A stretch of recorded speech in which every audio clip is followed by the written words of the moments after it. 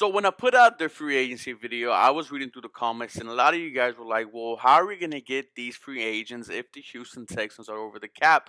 And I thought to myself, "Okay, well, let me look into that." And I fell upon this guy on Twitter. He goes by Texans Cap. Follow him. I'm gonna link the article that he sent me in the description. But it really talked about how the Houston Texans cannot completely save themselves by getting under the cap, but can do many roster moves that can help these Houston Texans get to under the cap and then potentially have a chance to go get some free agents and help build this team. So this is going to be a list of some of the potential names that Houston Texans could release, who could trade, or we could just restructure so we can help the Houston Texans get back under the cap. Coming in at number one, Bernardrick McKinney. If the Houston Texans decide to cut Bernardrick McKinney, they save about $7 million. Now this one is a little bit tough one because Bernardrick McKinney 2 years ago was a Pro Bowl linebacker. Can you trade him? Does he have value? I think so. Maybe a fourth or a fifth. One thing about Bernard McKinney, we know that he is fantastic against the run, and one of his downsides is that he just cannot cover to save his life. One of the worst linebackers in coverage. QBs had a perfect passer rating against him, but with with Zach Cunningham, just getting a new extension, with Terrell Adams playing very decent, playing very good actually, the Houston Texans can let go of Bernard McKinney and save about $7 million.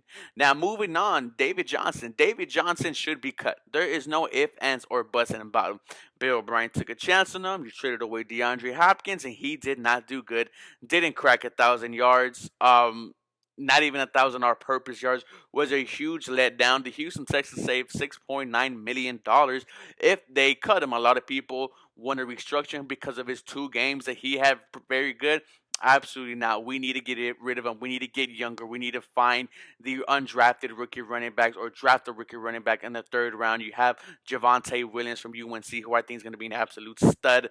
You lose David Johnson, you save $6.9 million. And if you look at the first two, hey, those two people who, well, B Mac wasn't really here until he got hurt, and DJ was just an absolute mess. So okay, that's fine. Now you're getting a Zach Fultz on the right guard, who played absolutely horrible. There, he was frustrating the hell out of me. He was frustrating many people. We know that the right side was a big problem because of him. If the Houston Texans decide to cut Mister Zach Fultz, that saves $3 million. And why would you not? I think it's time to get younger with that position.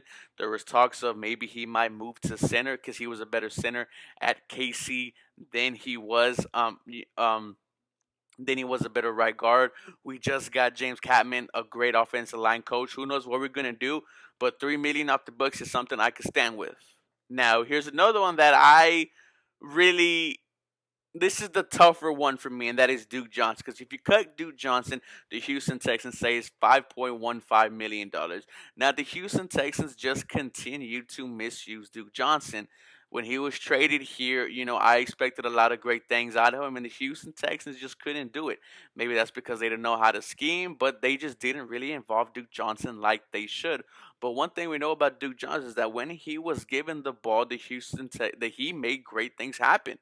Let's not forget his third and like 19 catch from Deshaun Watson in the Bills playoff game where he just got the first down, and then everybody knows what happens, right? Deshaun Watson was Super Saiyan, bounced off and found Taiwan Jones.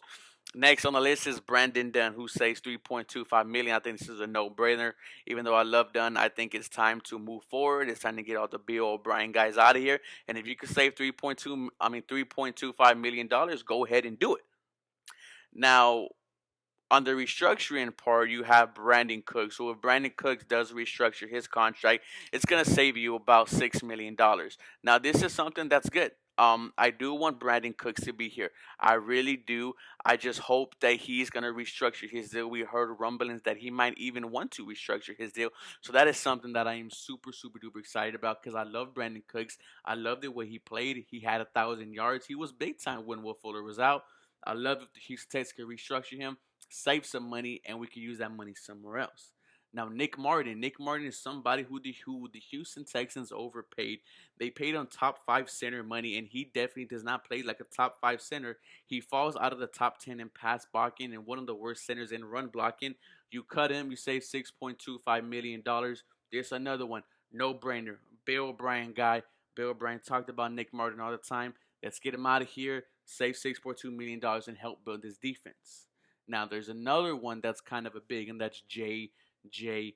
Watt. If the Houston Texans trade J.J. Watt, they save $17.5 million off the cap, bringing the grand total to $49.05 million that the Houston Texans save if they do these all together. Now, we know that we wanted to trade him in the trade deadline. We don't know what happened. I thought he was going to be gone. But now the Houston Texans can find a way to bring back a lot of cap space. You could get some free agents with this $49 million. And I'm going to get into that video much later. But I'm just letting you know what the Houston Texans can do right now to find themselves under the cap. Let me know what you guys think. As always, go Houston Texans. You guys have a very blessed day.